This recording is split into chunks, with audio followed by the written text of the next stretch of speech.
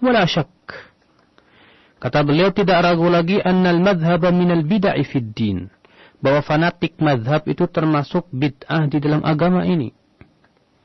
Wa innama ahdathahu al-umara was-salatin limuqtada siyasatihim ittiba'an lihawahum aw hifadhan lijahihim aw asabiyatan limasyayikhihim kama huwa ma'lumun likulli man tala'at tarikh. Ya, madhab-madhab itu, kata beliau, semuanya diada-adakan oleh para penguasa-penguasa pada waktu itu. Untuk apa? Ya, dalam rangka politik, ya, menjalankan politik mereka, atau mengikuti hawa nafsu mereka, atau karena untuk melindungi kedudukan mereka, atau karena fanatik terhadap masyaikh mereka. Sebagaimana itu telah maklum, ya, diketahui bagi setiap orang yang membaca sejarah. Ikhwatal Islam, a'azzani Allah wa iyyakum. Maka oleh karena itulah seorang mukmin sekali lagi tidak boleh, ya, bersikap fanatik terhadap satu madhab. Kewajiban dia adalah melihat dari setiap madhab dalil-dalilnya. Kemudian dia timbang dengan kekuatan ilmu yang berasal dari Al-Quran dan Sunnah. Dia timbang dengan kaidah-kaidah agama dan usul, sehingga dari situ dia bisa mengetahui mana yang hak dan mana yang batil, mana yang dekat kepada kebenaran dan mana yang jauh dari kebenaran. Qala waliyullahi ad-Dahlawi, dia berkata Waliyullah ad-Dahlawi dalam kitab At-Tafhimat al-Ilahiyah,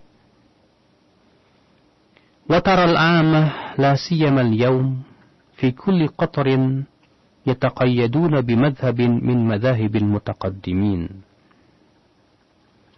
Kamu dapati orang-orang awam, lebih-lebih pada zaman ini, kata beliau, di setiap negeri mereka mengikatkan diri dengan satu madhab dari madhab-madhab yang 4 itu.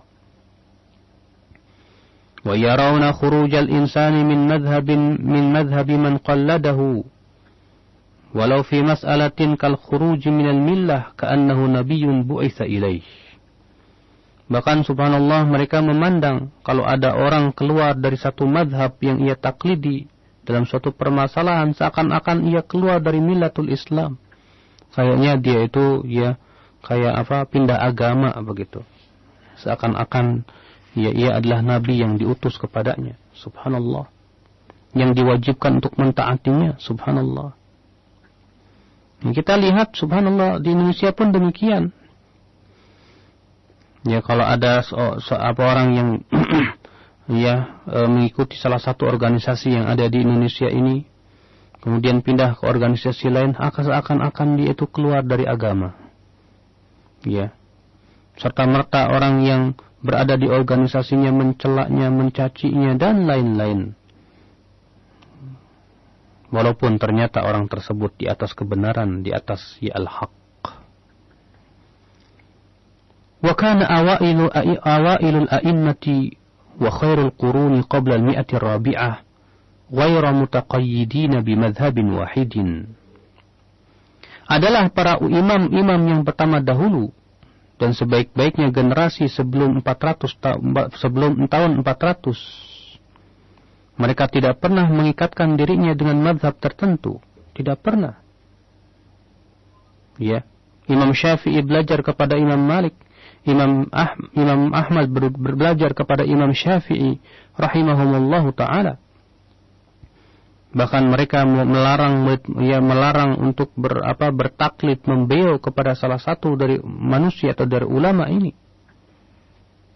Imam Ahmad berkata, la tuqalliduni ولا تقلدوا مالكا ولا شافعي ولا الثوري ولا الأوزاعي ولا الليث ولكن خذ من حيث أخذوا.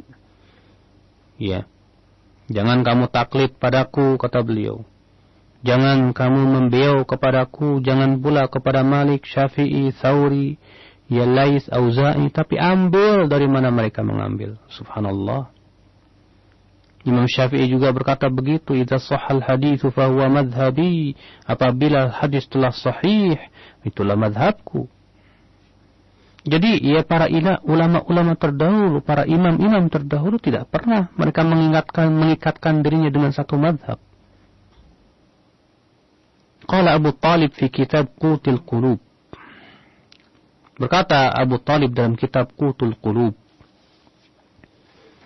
Innal kutuba wal majmu'ati muhdatsatun. Kitab-kitab mazhab itu semua diada-adakan. Wal qawlu bimaqalatin nas wal futya bimadhhabil wahidi minan nas. واتخاذ قوله والحكاية له في كل شيء والتفقه على مذهبه لم يكن الناس قديما على ذلك. Ya, dan berpendapat dengan pendapat-pendapat manusia dan berfatwa dengan satu mazhab saja dari manusia ini, serta mengambil pendapat dan menghikayatkan pendapat-pendapatnya pada segala sesuatu, bahkan hanya bertafakuh kepada mazhabnya saja, tidak pernah dilakukan oleh orang-orang terdahulu. Itu semua diada-adakan.